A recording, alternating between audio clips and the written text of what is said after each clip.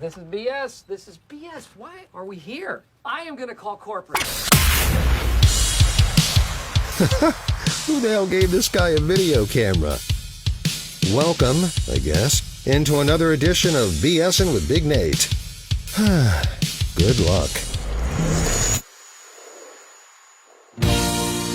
It's Christmas. Babe, please come home. Yeah! The snow's coming down. I'm watching it fall. Lots of people around. Baby, please come home.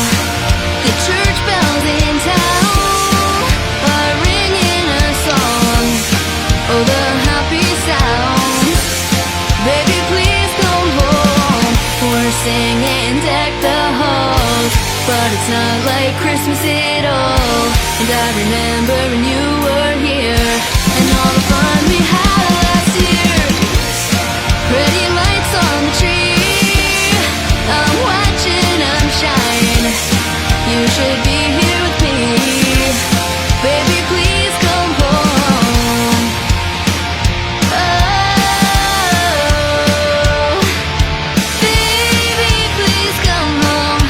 Baby, please come home.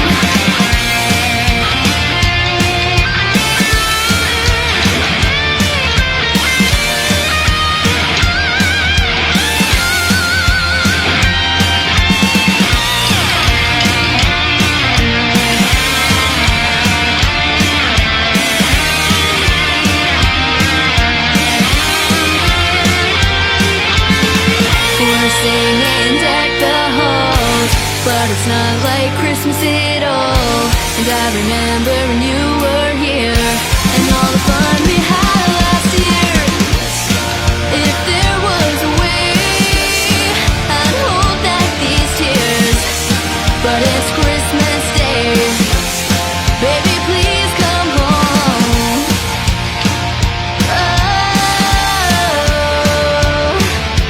baby, please come home. Baby, please come home. Baby, please come home. Oh, baby, please come home. Baby, please come home.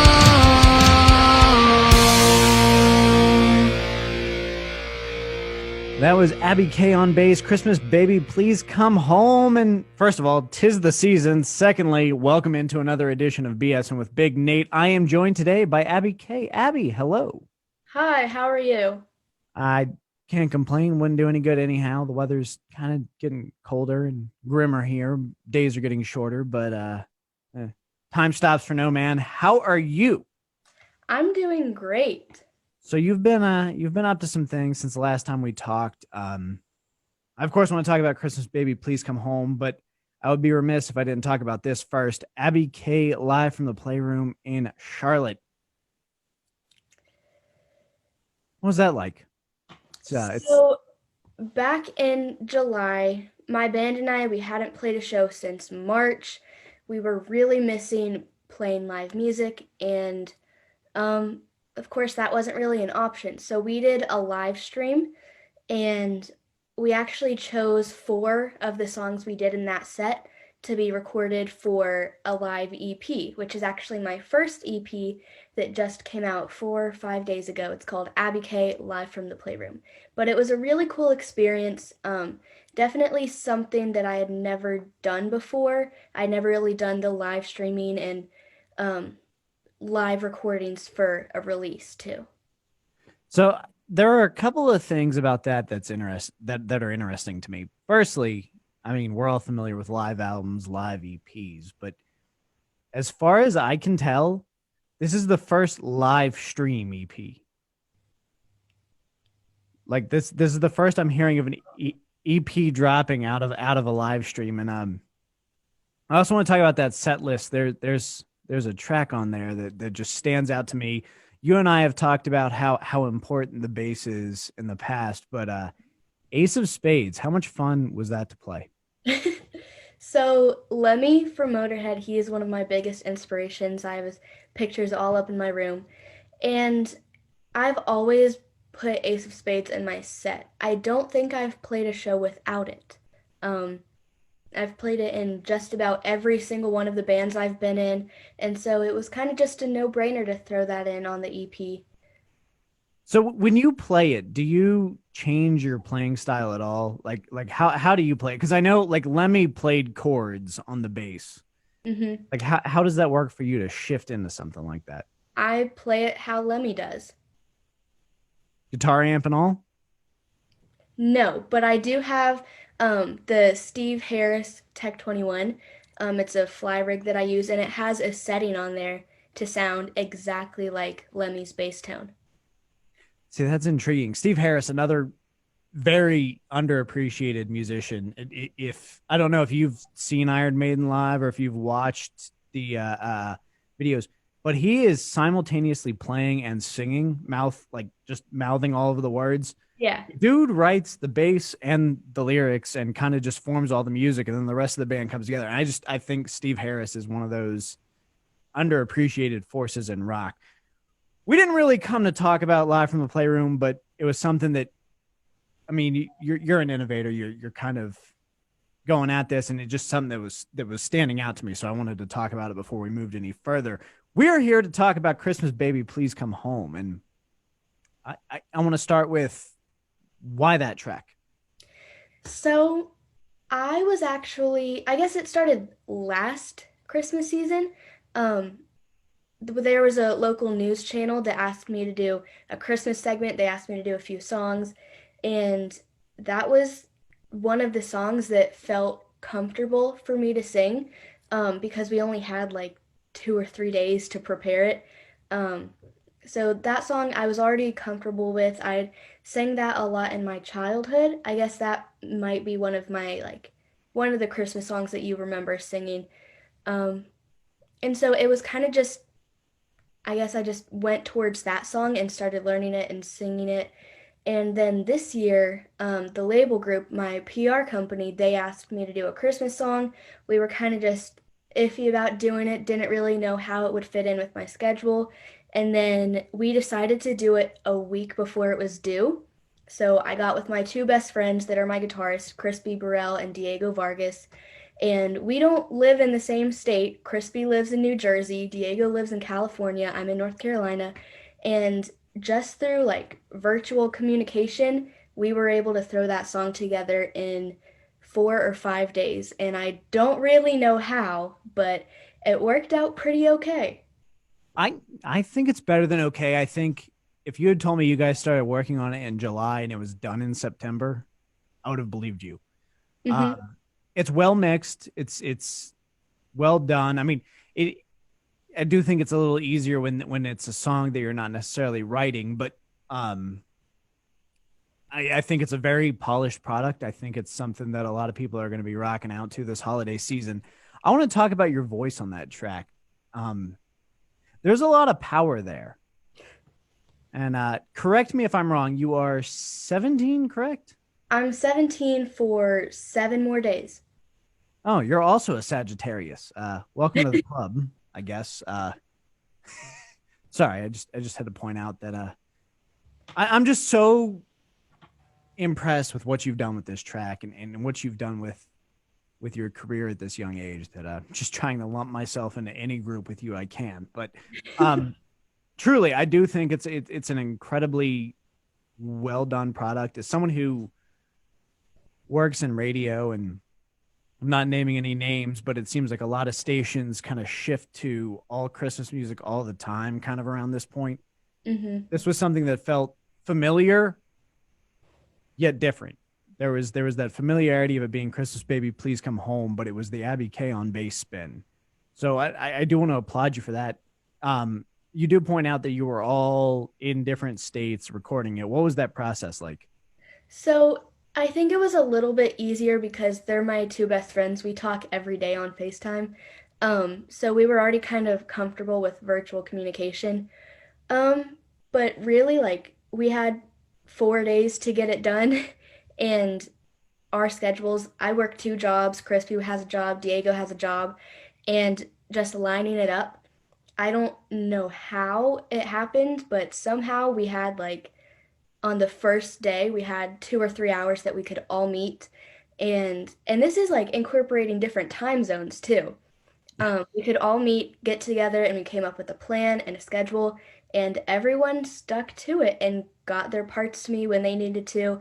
And I'm very thankful that they did because that could have been a very hot mess, honestly. And I mean, everyone did what they were supposed to do, so it turned out pretty good.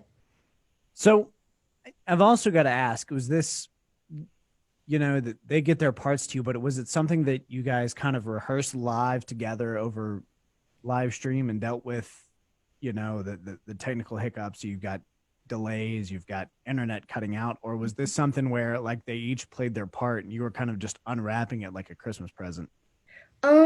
So in like I guess I'll call it our meeting, I also play guitar, so I just got my acoustic guitar and I was like, this is how, because obviously there's not really a version that sounds like a rock and roll version. So I kind of just played what I was thinking. We kind of got some ideas together. And then Diego, he actually threw a guitar solo into it, and the first time I heard it was in the final version. Well, I mean, that's incredible. But how many Christmas songs have solos? I would say like maybe Dee Snider's Christmas album or Twisted Sister's Christmas album, and you guys, like I think that's about it. I do want to sidestep a bit. We're looking ahead to Christmas and the holidays, and I do have a couple of Christmas themed questions that I kind of want to bring up. First and foremost, what is the gift you most remember to this day? Um, I bet you would assume that I would say like an instrument or like my first bass, but I never really got anything like that for Christmas. Um, Actually, yes, but it wasn't really in my musical days. It was kind of just a phase I went through when I was 5, maybe. I wanted to play keyboard. And I got a keyboard for Christmas, this one right here in my room. And I played it for like 30 minutes, and then I didn't play it for a few years until my music phase kind of came back. All right, I respect that. All right, now I want to ask, 2020 being the year it has been, what is on your Christmas list this year?